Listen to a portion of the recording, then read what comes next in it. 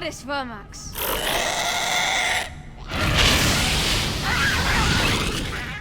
Welcome back, everyone. It's Charlie. This is my full House of the Dragon episode 6 video. There's a whole bunch of Easter eggs and references, so we'll break it all down. If you're brand new to the channel, I'm doing videos for all the episodes, just like I did for the Game of Thrones series. Be sure to subscribe to get them. Careful for spoilers from the episode if you haven't seen it yet. We'll just start at the beginning and work our way through shot by shot, talking about Easter eggs and WTF moments. And there is a lot to talk about. So starting with the episode title, it was called The Princess and the Queen, which is a reference to the title of the original Dance of the Dragons short story that George R. R. Martin wrote, chronicling the actual Dance of the Dragons, like the actual Targaryen Civil War. Obviously, it doesn't officially begin here because, like, when we talk about the actual Dance of the Dragons, like, you're talking about actual dragon battles between the different sides, the greens and the blacks, in the air, like them both going at each other, literally. And I don't think they're really going to set that off till either, like, the very end of this season or the beginning of season 2. There were a couple changes to the intro. There were a couple more lines of blood coming from Daemon, as well as Alicent and Rhaenyra's lines because of all the children that have been born since the events of the last episode. It's been a full 10 years, so like a bunch of the kids are much older and new kids are being born. And this isn't even the end of it. There are other children, like there's one of Alicent's children who has been born but wasn't featured in this episode, so we might see him in future episodes or during season 2. So if you thought there are a lot of dragon riders now, just wait till season 2. They also directly reference that during the episode, like there are several moments when they talk about all the different children being dragon seeds, claiming dragons, or already having them. The actual opening scene is of Rhaenyra in the childbirth of her third son, Joffrey Valerian, and it's meant to be a parallel for her mother, Aemma's death during the attempted birth of her second son in the first episode. That child was named Baelon Targaryen, obviously only survived briefly after being born. There were a lot of different people having births in this episode. It was all meant to be a parallel for Aemma's death in the events of that birth during episode 1. The stark contrast with Rhaenyra is that the whole thing with Viserys and her mother is that they couldn't have a healthy son, but Rhaenyra has just given birth to 3 very healthy sons, and there'll be more children eventually, like much later in the timeline. And if you think about all of Alicent's children, like nowadays, they're handing around male children like they're candy within the Targaryen family. Like, you need a son? We got plenty of sons going around here. And just to give you an idea of how things have deteriorated between Alicent and Rhaenyra in the last 10 years, obviously things have gotten way worse between them. There's like this stalemate Cold War that's been going on between the two of them that's just been getting worse and worse and worse. There's that whole sequence of her demanding that Rhaenyra bring her the baby, because this entire episode, and probably before this too for a long time, the way that Viserys reacted to it, like, I will not hear any more of this talk. Like Alicent has been talking his ear off for the last several years, ever since her first son was born. Because Alicent continually tries to get people like Rhaenyra, other people around her, even Harwin Strong's father, to admit that her sons are bastards, that they are the son of Harwin Strong. When she greets Lord Caswell on the way and he's like, please ask me if you ever need any help, she's definitely going to need his help pretty soon because of the Dance of the Dragons. Like, the realm will basically split its allegiances. You notice Criston Cole with the new haircut. I mean, it's 10 years later, but he doesn't really look that different. Outside Alicent's chambers, he's basically become her own personal knight within the Kingsguard. I'll talk about him in a second too, because he got really interesting when he was talking about Rhaenyra and her children. Oh, how time has made him so much more bitter. You notice that Alicent is being measured for a new green dress, because basically that's her whole thing these last 10 years. Ever since the wedding, she's been wearing the green dress. And when we talk about the Dance of the Dragons, the names of the 2 different sides that the realm calls them are the greens and the blacks. That's why later in the episode, you see all of Alicent's children wearing green under their armor and all of Rhaenyra's children wearing red and black. It'll also be an easy way to tell them apart when we actually start having dragon battles in the sky. Like, who's fighting who? Like, well, who's wearing red and who's wearing green? And when Laenor is talking with Rhaenyra, and also when they're talking with Alicent, throughout pretty much every single conversation with every other person, when they're talking about the parentage of her children, there's always these weird whispers and looks, people not answering questions, like Rhaenyra continually does not give direct answers. But I think pretty much throughout the episode, they want to imply that all the rumors about Harwin Strong being her son's father are true. Like, they are, quote-unquote, the Strong boys. You also take particular notice when Alicent hears the name of their new son, Joffrey Valerian, which is the name of his dead lover that died at the wedding. She actually makes a direct reference to that too. That doesn't sound like a Targaryen name, doesn't sound like a Valerian name either. Alicent kind of seemed like she's gone full-blown crazy town in this episode. Like, wow, you have turned into Norman Bates' mother in this. Like, you see Aegon, and he seems kind of like he's a total crap bag, but he's a normal teenager for the most part. He's as much of an edgelord as you would expect a teenager to be at that age in the royal family, like a younger version of Daemon. It seems like Alicent, though, is slowly trying to poison him and poison his brother and sister against Rhaenyra's children. I'll explain the relationship between all the different children, too, because Viserys remarks on that later, like, oh, isn't it so great that they're all training together? They'll all be great friends someday. Ooh, the foreshadowing. I also thought it was kind of funny in like a really WTF kind of way when Rhaenyra is walking out of her chambers and just barely bats an eyelash looking around, and you see this trail of blood following her, like, we know what's going on here. Here comes more afterbirth. That's how hardcore she is. Then we finally get to see inside the actual dragon pit, and this will probably become a thing later in the series too, like we'll go back to the dragon pit. The whole idea here is that Rhaenyra's oldest child, Jacaerys Velaryon, is claiming his dragon, Vermax. That's who this is. It goes exactly the way it's supposed to go, like the Dragon Master here explains to him in High Valyrian. Notice that all the Dragon Keepers speak in High Valyrian because that's the language that the dragons respond to. It's also part of their traditions. And they play this up like a big prank against Aemon Targaryen, Alicent's second son with Viserys, bringing him a new dragon, the Pink Dread, just making fun of him because he hasn't claimed a dragon yet. He will eventually, but they play it for a big thing during this episode, like he goes down to the dragon pit himself into the dragon's chambers and tries to claim Dreamfire. That's who this dragon is. It actually becomes Helena's dragon later in the future. And there is so much we can talk about with her character. Like, there's so many Easter eggs and foreshadowing that they include in this brief scene. And I love the way that Alicent reacts to all of her bugs. Like, she's just really entranced with it, talking about all these mysteries that they don't comprehend yet. When she says one day he'll have to close an eye, talking about Aemond claiming a dragon eventually, he will claim a dragon, but he's called Aemond One Eye. This is the older version of the character that we've seen in the trailers, so it means that she basically has dragon dreams like Daenerys the Dreamer, because right after her scene, they show you the model of ancient Valyria. And it's a reference to the Targaryens escaping the Doom because Daenerys the Dreamer had a vision of the Doom, a dragon dream of the Doom of Valyria, and that's why they left to come to Dragonstone. Also, them showing you the model of ancient Valyria right after talking about all of these Targaryen children on both sides having their own dragons is another reminder, is that that's the way things would have been in ancient Valyria. Like, all these different families, all the different dragon lord houses would have had children with a bunch of dragons, thousands of dragons. You also notice that the model has gotten bigger, like this whole time, all through the timeline, as Viserys has continued to get worse, he's continued to work on his model, adding pieces to it, so now there are like little dragons all over these houses. All the different dragons on the buildings here are meant to denote the different houses of the Dragon Lords. For instance, one of the smaller dragons would be Balerion the Black Dread, because he died when he was about 200 years old. That was long after the Doom of Valyria. So when Viserys said he comes from before the Doom, he'd be one of the last living things to remember ancient Valyria before the Doom. He'd actually been pretty young, pretty small at that time.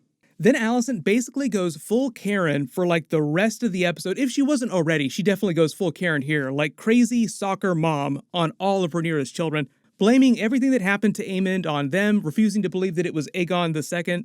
Viserys' helper that he dismisses is also named Eddard, which is another callback to Ned Stark on the main show. His real name was Eddard. We haven't seen a whole lot of the Starks during the series, but the current Lord of the House actually swore fealty to Rhaenyra in episode 1, and they were at the tourney as well. When things start getting crazy with the Dance of the Dragons, like in future seasons, they'll probably get a little bit more involved. But you have to feel for Viserys during this episode, because it sounds like Alicent has been working on him with this whole rumor behind Rhaenyra's children for years.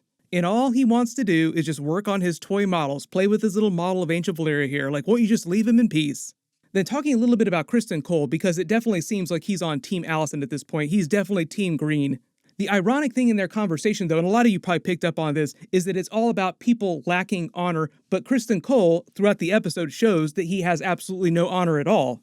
Which, right after this, they show you the scene of Aegon jerking it to the bells of the Sept. Like he's hanging out in a secret room. This doesn't seem like his regular room because the mattress is on the floor. Like, why would the prince put his mattress on the floor in his regular room? And it's just like some back room that he goes to get it on with the serving maids, because like later in the episode when he's kind of oogling them, I think that he's at the right age where he started to get it on with the servants on the DL. Like, oh yeah, he's definitely pulling a Daemon here, sowing his wild oats all over the place. And it's meant to be a parallel for what Rhaenyra is doing, and Alicent being upset at Rhaenyra for sleeping around, but she doesn't really care that Aegon, her son, is sleeping around. And the interesting thing here is, at least at this point in the timeline, he doesn't really care that much about the succession. He doesn't care that Rhaenyra's son Jacaerys might become king. Like, oh, okay, that's great. I won't challenge him. It won't be a big deal. Don't worry about it. And the reason why Alicent goes full-blown crazy town, like full-on Karen, like she grabs him and starts shaking him a little bit, like almost strangling him. I think what they're implying here is that Alicent really does think that Rhaenyra would actually have her sons killed should she ascend the Iron Throne, even though Rhaenyra probably doesn't have any thought of that at all. And most of Alicent's fears are unfounded, like she is full-blown crazy. So I think what's slowly happening here is that she's poisoning Aegon II against Rhaenyra's children. Like, the way that Viserys talks about them training together, becoming longtime friends, fostering this good relationship between them as they get older. Everything that Alicent is doing works against that. Even though they do duke it out pretty hard in the yard, but that's not because they hate each other. I think that's just because Aegon, for instance, really likes the thrill of battle and just gets a little too into it. Then we finally see Daemon with the older version of Laena Velaryon at their house in Pentos that they've been staying at, flying on their dragons, Caraxes, and now finally revealing Vhagar that she claimed when she was about 15 years old, she says. The whole idea with Vhagar is that she is a she-dragon, and she is now the oldest, biggest dragon. The dragons just get bigger as they get older. This is like a size chart to give you an idea for how much bigger Vhagar is than the other dragons that everyone's riding right now, and also how much bigger Balerion the Black Dread was than Vhagar. At their banquet, you notice that they're serving crab. That's a callback to Crab Feeder in the War of the Stepstones, because they reference it later in the episode, like there's a new war brewing with the Triarchy down in the Stepstones, and now potentially Dorne in House Martell. This new prince character is the Prince of Pentos. It's not an area that was controlled by the Triarchy, so like it's a separate force, and he's trying to align them with Pentos and help them in the coming war that they think will eventually spill into the rest of Essos. This will also remind you that Illyrio will eventually live in Pentos, and he fosters Daenerys and her brother Viserys in exile, along with a Targaryen restoration plan that he started with Varys. The whole idea is that he's kind of been living in exile away from Westeros these last 10 years. When they make a reference to marrying their daughters off to people in Pentos, that's also foreshadowing for the future. Like, eventually they will be betrothed to people. I don't want to get too far ahead of the story, though. They'll probably reference that in next week's episode, or maybe the episode after that. Daemon now has twin daughters with Laena. Their names are Baela and Rhaena. They explain a little bit about them in the episode, but we might see older versions of them later in the timeline, just because eventually we're going to have so many dragon riders flying around on their dragons. Really cool history deep cut too, when the Prince of Pentos references Aegon the Conqueror helping his ancestors fight off Volantis during the Century of Blood. That was the period of civil unrest and warring that took place in the East after the Doom of Valyria, with like all the remaining empires that were left over fighting it out over ancient Valyria's territory. The whole thing that's going on with Daemon in exile, though, is that he's just meant to be kind of spinning his wheels, not really sure what he's supposed to do with himself. He talks about ancient Valyria being dead, but Laena also says he spends all of his time not going into Pentos, into the actual city, but staying in the library reading about the dead dragon lords of old Valyria. If they do a prequel series on Aegon's conquest, they would probably do the Century of Blood during that. There are a couple references to Corlys Velaryon and Driftmark during the episode. He is obviously still very active during this period, but he hasn't been Master of Chips. He never came back to the Small Council. The older version of Laenor explains in the episode, obviously a recast actor, that his father has been dealing with the Triarchy forces that are now causing more problems down in the Stepstones this past couple of years. But it hasn't spilled up into actual full-blown war yet. You also see Daemon giving High Valyrian lessons to one of his daughters, Baela, but his other daughter, Rhaena, who hasn't claimed a dragon yet or doesn't have a dragon yet, claims that he ignores her. It might be because she doesn't have a dragon yet, because he seemed very attentive to his other daughter, Baela, who does have a dragon. Baela's dragon is named Moondancer, and Rhaena's dragon is eventually named Morning. We'll also probably eventually meet Lucerys' dragon as well. When she tells Daemon she wants to die a dragon rider's death, that's also a reference to her death later in the episode. It's also one of the many references in the episode to the actual Dance of the Dragons, when many of the dragon riders die on Dragonback. When she says a dragon rider's death, she's talking about dying in battle while flying on her dragon. Then we have that actual scene in the yard with them all fighting it out. And you really get to see how Criston Cole does despise Rhaenyra's children. Like, he is as rough and callous with them as possible, just kind of throwing them all around, ignoring them as much as possible. But like I said, they do want to show you that Alicent's sons don't hate Rhaenyra's sons yet, even though they were all clowning on Aemon. So Aemon kind of doesn't like them right now, but that's because he was getting clowned on. And like I said, they have Alicent's children wearing green, denoting the side of the greens in the Dance of the Dragons, and Rhaenyra's wearing red and black, denoting the blacks. Then things start up between Harwin Strong and Criston Cole, like Rhaenyra's old lover versus Rhaenyra's new lover. Criston Cole very clearly trying to bait him into a fight, just trying to do everything he could except come right out and say it in front of Viserys. You also notice the drink that Viserys is swilling now, that's milk of the poppy, or it has a little bit of milk of the poppy in it. So his illness has progressed so much that he's become so weak and he's sort of in this constant state of pain. We also find out Rhaenyra's secret passageway that she learned about takes her directly to Harwin Strong's chambers, explaining how they could continue their relationship for these past 10 years. Clearly his father knows all about the rumors that have been going on, and he's kind of been ignoring it for these last several years, but just recently things have bubbled over. It's gotten so worse that they can't ignore it anymore. So he tries to put a kibosh on some of the rumors by having him sent back to Harrenhal. And probably one of the biggest surprises of the episode, I'll talk about this a little bit more later in the video when we get to that part of the episode, is the idea that Larys Strong, like he's part of their family, killed them. Why would he go against their family unless he has like a very poisonous type of Tyrion relationship with his family? But even Tyrion cared about his brother, like he had a good relationship with him. Rhaenyra tries to get real with Laenor Velaryon, and they kind of talk about their history together, like, for the past 10 years, I've been doing everything you've asked me to do. Laenor feels like he's kind of been suffocated here, forced to live in the Red Keep when he really wants to go out and have fun in battle, like, thankfully, a battle is coming in the Stepstones, can't wait to get out there and have some action. His new lover is Carl Quarry, and even though they obviously take off for Dragonstone at the end of the episode, Rhaenyra is nice enough to say, bring him, we're gonna need all the swords we can get. Which is another reference to the Dance of the Dragons, like they are definitely gonna need a whole lot of people supporting them. There was also another funny Easter egg for the Game of Thrones series too. When Laenor starts joking about the Tyroshi general who dyes his beard purple, that's a reference to the book version of Daario Naharis. In the books, he actually had a purple beard, purple hair, he looked like this. When Laenor makes the reference about the coming storm, that's a reference back to what his father told Viserys about the coming storm. Rhaenyra also references it again to him at the end of the episode, which is another reference to the actual Dance of the Dragons. Like the Dance of the Dragons itself, the Civil War, is the coming storm. Then we get a really cool scene with Laena explaining dragons and dragon bonding to her daughter Rhaena, referencing how she claimed Vhagar when she was 15 years old. I was kind of bummed out that they cut this from previous episodes because apparently they actually filmed scenes of her, like the younger version of her, with Vhagar. That's why in the first couple of episodes, they had all those scenes of her asking about Vhagar and other scenes with other people referencing Vhagar. When she says there's many different ways to claim a dragon, there are really like two main ways. One, you actually hatch a dragon egg, like Daenerys did, for instance, once born to you. At the beginning of the episode, Jacaerys and Lucerys also get ready to put a dragon egg in Joffrey Velaryon's crib, which is part of their customs, hoping that in 7 to 10 years that dragon egg will hatch and become Joffrey's new dragon. Rhaena is trying to do the same thing in this episode. She was even singing to the egg in the fire here. And that's also what happened with Rhaenyra's older children too. Both of them had dragon eggs put in their cribs. Alicent, wanting to out the rumor, was hoping that they wouldn't hatch, but both of their eggs wound up hatching, so Vermax is the egg that was put in Jacaerys' crib when he was a baby. The other way to get a dragon, though, is to claim one who was somebody else's dragon rider, but that person has died.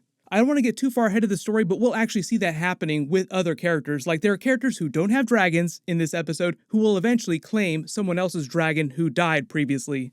That's also a reference back to Viserys when he was younger, because he was Balerion the Black Dread's rider. Balerion lived for so long, he had many different dragon riders. When she goes to talk with Daemon, I also thought it was funny that he also makes a joke about Rhaenyra's newest child, Joffrey. Does he bear a striking resemblance to the commander of the City Watch? That's just meant to show you that even this far away, 10 years on, the rumor about the father of her children has been a thing. The Strong Boys has been a thing in court in and around the realm for the past 10 years. Like, this whole time it's been kind of this open secret. When they're meeting with the small council, though, they talk about the conflict in the Riverlands involving the Tullys. That's another reference to the main series. The Tullys can deal with Tully problems themselves. When Rhaenyra mentions the Brackens in the Blackwoods fight, that's a callback to the feud that they had at her betrothal meetings at Storm's End when one killed the other. They keep referencing the coming war in the Stepstones with the Triarchy, this continued feud with Martell and Dorne. The whole idea is that this period in history, Dorne has not become part of the Seven Kingdoms yet. It's not till way later in the timeline that a future Targaryen king finishes that and they become part of the Seven Kingdoms. It won't happen during the events of this show, though. Like, it's way later in the timeline. And the whole thing with Rhaenyra trying to make good with Alicent, suggesting the marriage between her daughter Helaena and Jacaerys, offering to end the feud, giving Aemon dragon eggs if Syrax sires another clutch. It just meant to show you how much enmity there is between both of those people, like how crazy Alicent has gotten, like, absolutely not, never, no, no, no. You have to feel for Viserys too, because he seems so happy at this thought, like, oh my god, this is the greatest thing that anyone has ever suggested to me, we need to do this right now. And Alicent's response is basically to tell him, oh, you can do it over my cold, dead body. We see Alicent's meeting with Larys Strong, and it seems like he's kind of been her unofficial Master of Whispers, Varys style, for the past 10 years. A little bit of Littlefinger in him, too. He's not quite as chaotic, but the whole thing here is that he basically has the rest of his family killed. Why would he do that unless he has, like, a terrible relationship with them? It feels like there's a bunch of missing backstory that maybe they wrote and didn't film, or that they filmed and turned into deleted scenes that just explains why his relationship with his family is so bad that he would do that. But after he has them killed, he basically blackmails Alicent like, oh, I am sure you will reward me when the time comes. What he's referencing to is that when Aegon II would potentially take the Iron Throne, because that's what he's trying to help her do, to help the Greens win the Dance of the Dragons.